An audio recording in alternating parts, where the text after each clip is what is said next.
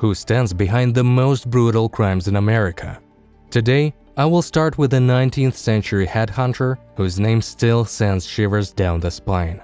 Then, we will delve into the world of necrophilia of Hannibal Lecter. But this is just the beginning. At the end awaits the story of a cult leader whose hands are stained with the blood of 303 children. The grim statistics state that these individuals not only destroyed lives, but also reshaped the face of American criminal history. Get ready for something that will make you tremble, but you won't want to look away. Let's dive into darkness. Here we go! I will start undoubtedly with the name that became synonymous with American crime. Al Scarface Capone was once the kingpin of Chicago's racketeering. The story of the scar on his face is simple to the point of banality. Once he made an indecent remark to a woman in a bar. Her brother punched Capone, then slashed his face, leaving 3 indelible scars that earned him his nickname. Capone started in Chicago as a manager at a venue where patrons could drink and gamble downstairs or visit women for money upstairs. Capone proved his worth to the main boss, Johnny Torrio, and when the boss was almost killed by competitors, he decided to hand over his entire organization to Capone. Al earned $60 million annually selling illegal alcohol. Some even considered him something like Robin Hood or a dissident working on the people's side against prohibition. Despite being seen by the common citizen as a generous philanthropist and local celebrity, he still remained a cold-blooded killer. Although exact numbers will never be known, it is believed that Capone personally killed dozens of people and ordered the killing of hundreds of others. One such example of Capone's hands-on management occurred in the spring of 1929. Capone learned that 3 of his associates were planning to betray him, so he invited all 3 to a grand banquet. After the unsuspecting men had eaten and drunk their fill, Capone's bodyguards quickly tied them to chairs. Then Capone took a baseball bat and began beating them, breaking bone after bone. When Capone finished his execution, the 3 men were shot in the head, and their bodies were dumped outside the city. The most famous example of a killing believed to be ordered by Capone was the St. Valentine's Day Massacre in 1929, which resulted in the deaths of 7 of his rivals. 2 years later, he pleaded guilty to tax evasion and was sentenced to 11 years. After serving 7 years and 6 months, he was conditionally released in November 1939. Later, he was transferred to a psychiatric hospital where he spent 3 years. His health deteriorated rapidly there. Capone spent his last days in Miami with his wife. By that time, he was suffering from paresis caused by syphilis. Capone died of a stroke and pneumonia on January 25, 1947. And now, meet Adam Lanza, a 20-year-old recluse from Connecticut. On December 14, 2012, wreaked havoc at Sandy Hook Elementary School in Newtown. Adam Lanza spent most of his life as a troubled youth with a checkered past. This colorful past practically disappeared when Adam committed his last and most brutal act in his life. The wild young man, armed with a semi-automatic rifle and a pistol, entered a school and fired 154 shots in about 5 minutes. He attended elementary school there. According to a relative, Adam would come home with bruises all over his body. His mom would ask him what happened, and he wouldn't respond. Adam didn't just snap. An event of this magnitude is usually premeditated. As a result, 20 first graders and 6 educators perished. He had prepared a bullet for himself as well. On the same day, authorities found another victim, Lanza's mother, Nancy. He killed her at their home before the shooting at the school. But the deadliest mass murder in a U.S. elementary school occurred in the town of Bath, Michigan, in 1927. Andrew Kehoe, a 55-year-old school board treasurer and farmer, allegedly was upset over his financial troubles and defeat in the election for town clerk. On May 18, 1927, the farmer detonated several devices he had installed in the school. Neighbors always noticed his shaky mental health. He had been delaying mortgage payments on his farm for years due to crop failures and his wife's illness. If not for the compulsory school tax of $150, the farmer believed he could have paid off this mortgage.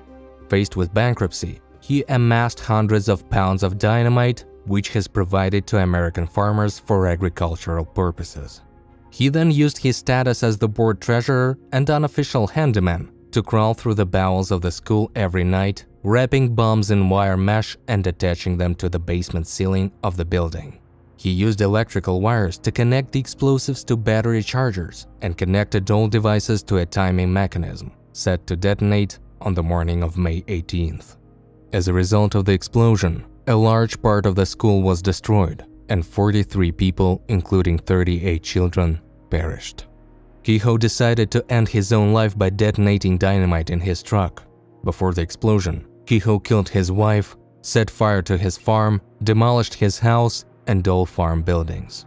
After this, investigators found a wooden sign that Kehoe apparently attached to the fence on his farm, which read, "Criminals are made, not born."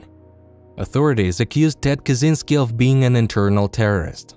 Ted Kaczynski, nicknamed the Unabomber, conducted a 17-year series of attacks using bombs against scientists, business leaders, and others. Kaczynski used bombs sent through the Postal Service. His first target, Northwestern University engineering professor Buckley Crist, escaped injury when a package addressed to him was found in a parking lot near an office building and returned to him. Crist warned security, stating that he hadn't sent the package. A guard who opened it suffered a hand injury from the bomb explosion. Over the next 7 years, Kaczynski mailed 9 homemade bombs to several so-called targets, including leaders of 2 major American airlines, injuring several people, some seriously. In December 1985, a bomb exploded, killing the owner of a computer store. This was the first deadly case attributed to Kaczynski. In total, the so-called Unabomber, as he became known, carried out 14 attacks using 16 bombs. In his final incident in April 1995, lobbyist for the timber industry Gilbert Murray was killed.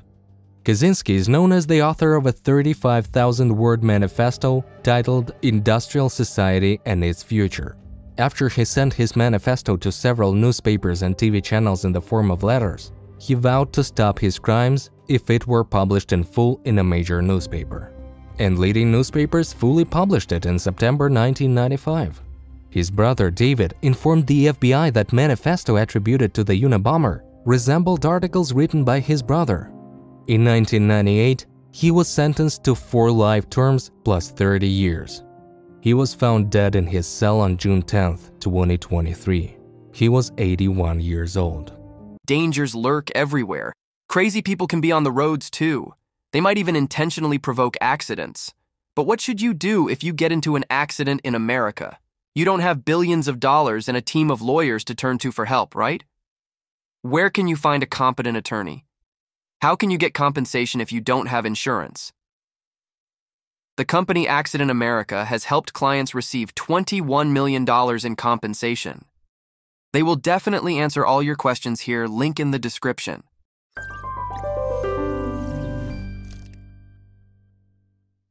Our next criminal character, Tom Horn, was a man of many hats. He lived in the 19th century and was an army scout, lawman, assassin, and outlaw. He was undoubtedly one of the most cold-blooded killers of the Wild West. In the late 1880s, Horn worked for the Pinkerton Detective Agency as a bounty hunter. Although initially he seemed like a suitable candidate, his propensity for violence did not go unnoticed. In 1894, he was forced to resign after being accused of 17 murders. Stripped off his badge, Horn became a hired gun. His typical targets were cattle rustlers, and he is believed to be responsible for the deaths of at least 20 rustlers. In 1901, Horn was implicated in the murder of 14-year-old Willie Nickel. The teenager was the son of a ranch owner. The murder was likely linked to a feud between Nickel and Miller families, and Horn was simply the hitman. During the investigation, he was suspected probably for obvious reasons. The sheriff tricked Horn, getting him drunk, and he confessed. This served as the basis for Horn's arrest and trial, though it was a sheriff's setup. Horn's guilt remains a subject of debate among historians. Regardless of his degree of responsibility, Horn was executed by hanging on November 20, 1903, the day before his 43rd birthday. Our tour of killers continues with John Wayne Gacy. He was convicted of murdering 33 boys and young men between 1972 and 1978. Most of the bodies were found buried beneath the crawl space of his Chicago home. At the time of his arrest, Gacy claimed responsibility for at least 45 murders. There's a story about him that when he was 19, he ran away from his father's despotism.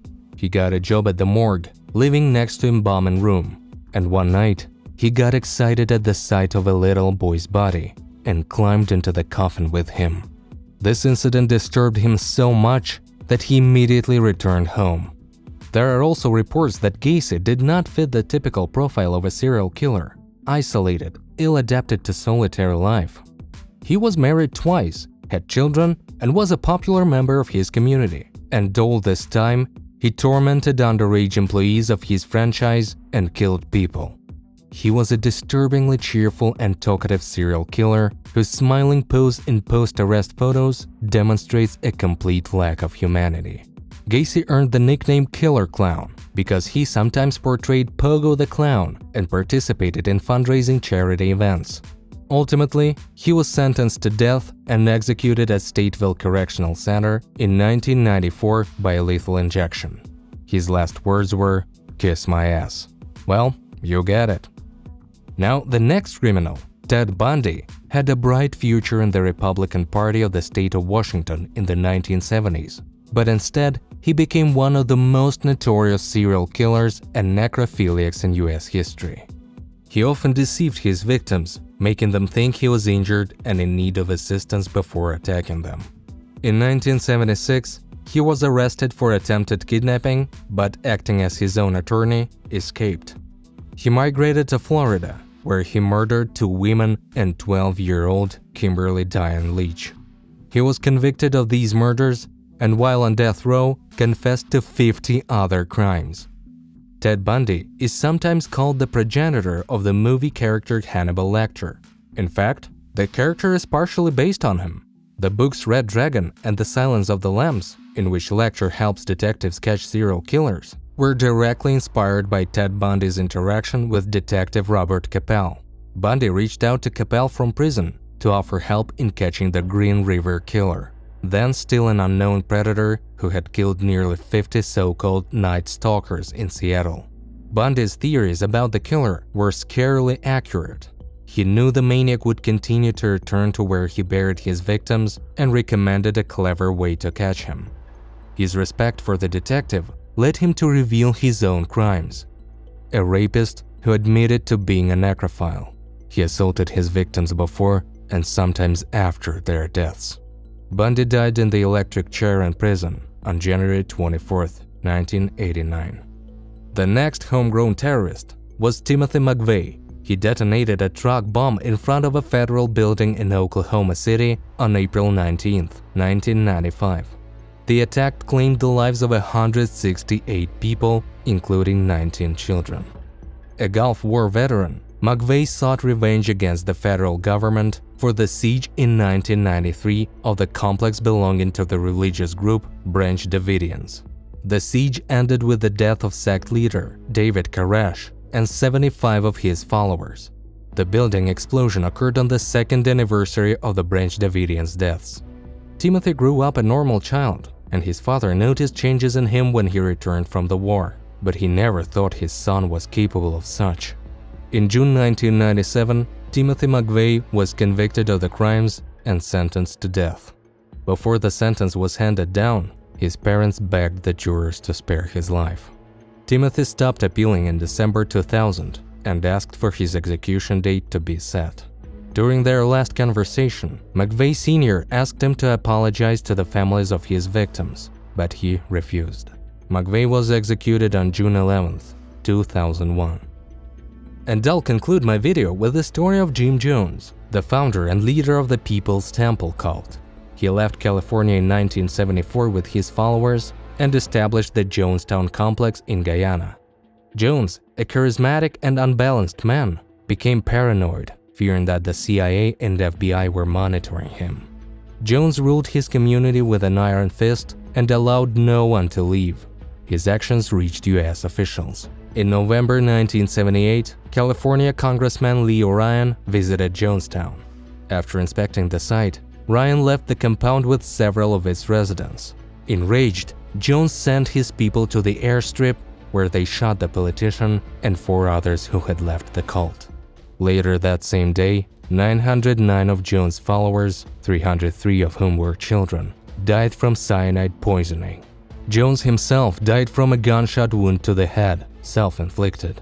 Until September 11, 2001, this incident was the largest loss of American civilian life not resulting from a natural disaster. And in conclusion, I want to remind you that these are enigmatic figures whose shadows stretch through time, leaving behind only destruction and fear. And these aren't even all the stories. Subscribe to the channel and wait for more.